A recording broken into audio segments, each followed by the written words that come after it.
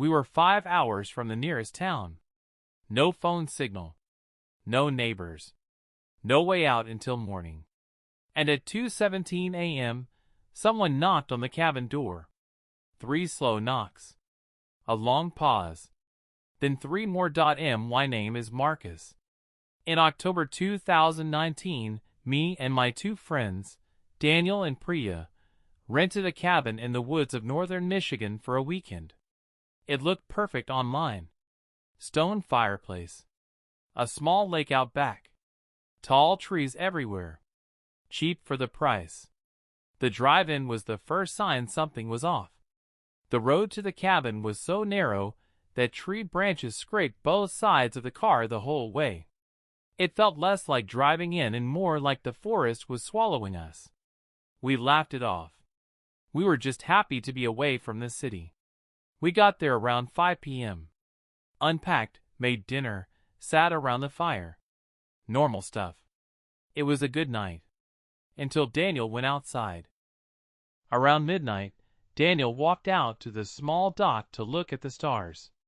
He was gone maybe 10 minutes.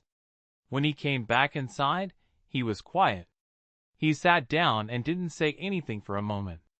Priya asked him what was wrong. He said, "There's a light across the lake. Just sitting there. Not moving. Just watching." We told him it was probably another cabin. He didn't argue. But without saying a word about it, he walked to the back door and locked it.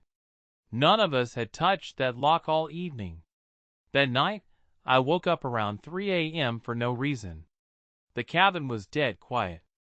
But then I heard it, right outside the window next to my head, on the other side of the glass. Slow footsteps on the wooden porch. 1 step. Long pause. 1 step. Long pause. Then nothing. I didn't move for 20 minutes. I told myself it was a deer, and somehow fell back asleep. In the morning I checked the porch. The mud was soft from overnight rain. There were no animal tracks. No prints at all. Just 2 long dark marks in the mud right under my window. Like someone had been standing there. Standing completely still. For a while. We spent the next day hiking and tried to shake the feeling. It almost worked. Then we came back to the cabin. The front door was unlocked. All 3 of us had watched each other lock it before we left. We were sure of it. But it was unlocked. And inside, everything looked the same, except one thing. A kitchen chair had been moved from the table and placed in front of the window, facing the direction we came from on the trail. Nobody said anything for a long moment. Priya wanted to leave right then. Daniel said we were letting our imagination run away with us. I didn't know what to think. We argued for a while. In the end we stayed. That is the decision I keep coming back to. I woke up to the sound of knocking. 3 knocks on the front door. Slow and even. Not like someone scared or in a hurry. Like someone who had all the time in the world. I sat up. Waited. Then 3 more. Same pace. Same wait. I went and woke Daniel and Priya. The 3 of us stood in the dark hallway without turning on a single light. Daniel grabbed the fire poker from beside the fireplace. I held my phone. No signal. Completely useless. Then the voice came. Right up against the door. Low and flat. "I just need to use your phone. I've been walking a long time." Nobody moved. Nobody made a sound. It wasn't the words that scared me. It was the voice itself. There was nothing in it. No fear, no cold, no urgency. Just flat and calm, like someone reading a sentence off a piece of paper. Like someone who had said those exact words before and knew how they were supposed to sound. We didn't answer. After a long silence, the footsteps moved away from the front door. Slow. Unhurried. They moved around the left side of the cabin. Then along the back wall. We could track exactly where they were, each step on the dead leaves, moving past one window, then the next. Then we heard the back door handle turn. It rattled once, then again, then stopped. Daniel had locked it before bed.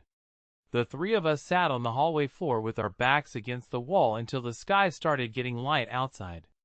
We didn't sleep. We barely breathed. We heard nothing else. No more steps, no more knocking, no more voice. Just silence and the sound of wind in the trees. At first light, we packed in minutes and drove out without eating or talking. We didn't stop until we reached a gas station an hour away with other cars and other people and lights. My name is Chris. This happened 4 years ago. I have not been back to those woods since. We found the cabin by accident. Me and my college friend Tyler had rented a place for a long weekend in the Smoky Mountains. 2 nights, nothing fancy. We had a printed map. Our phones lost signal about an hour into the drive, and somewhere on a winding mountain road, we made a wrong turn. We drove for another 20 minutes before we saw it through the trees. A cabin. Small, wooden, sitting alone in a clearing. We pulled up slowly thinking it was ours. It wasn't. The cabin we rented was 3 miles further up the correct road. We didn't know that yet. We got out, tried the door, and it opened. We walked in. It looked lived in. Not recently, but not abandoned either. A old couch. A wooden table with 2 chairs. A stone fireplace with ash in it that looked maybe a few weeks old. Shelves with canned food. A box of matches. A battery lantern that still worked when Tyler clicked it on. Whoever owned this place came back to it regularly. Tyler said we should stay. The place we rented was probably similar to this anyway. We were tired from the long drive. It was already getting dark outside. He reasoned that whoever owned this cabin clearly wasn't here now, and wouldn't be back tonight. I had a bad feeling. I said so. Tyler called me dramatic. We stayed. The first few hours were fine. We ate, talked, kept a fire going. The woods outside were completely dark by 8 p.m. No other lights anywhere. Just trees and black sky and the sound of wind moving through the pines. Around 10 p.m. Tyler went to bed in the back room. I stayed up by the fire reading on my phone. No signal, but I had books downloaded. That is when I heard the truck. Distant at first. An engine on the dirt road somewhere below the clearing. Getting closer. I sat up and listened. The engine slowed. Then stopped. I went to the window and looked out, but could see nothing in the dark. Then the headlights cut off. Someone had parked at the edge of the clearing and killed the lights. I stood at that window for a full minute not breathing. Nobody got out. Nobody approached.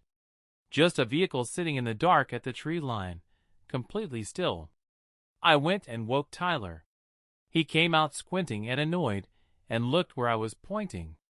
We could just barely make out the dark shape of a truck parked between the trees. Not on the road. Pulled off into the trees, like it was trying not to be seen from the cabin. Tyler wasn't annoyed anymore. The first few hours were fine. We ate, talked, kept a fire going. The woods outside were completely dark by 8 p.m. No other lights anywhere. Just trees and black sky and the sound of wind moving through the pines. Around 10 p.m. Tyler went to bed in the back room. I stayed up by the fire reading on my phone. No signal, but I had books downloaded. That is when I heard the truck. Distant at first. An engine on the dirt road somewhere below the clearing. Getting closer. I sat up and listened. The engine slowed. Then stopped. I went to the window and looked out, but could see nothing in the dark. Then the headlights cut off. Someone had parked at the edge of the clearing and killed the lights. I stood at that window for a full minute not breathing. Nobody got out. Nobody approached.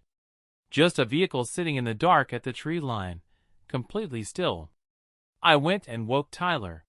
He came out squinting and annoyed, and looked where I was pointing. We could just barely make out the dark shape of a truck parked between the trees. Not on the road. Pulled off into the trees, like it was trying not to be seen from the cabin. Tyler wasn't annoyed anymore.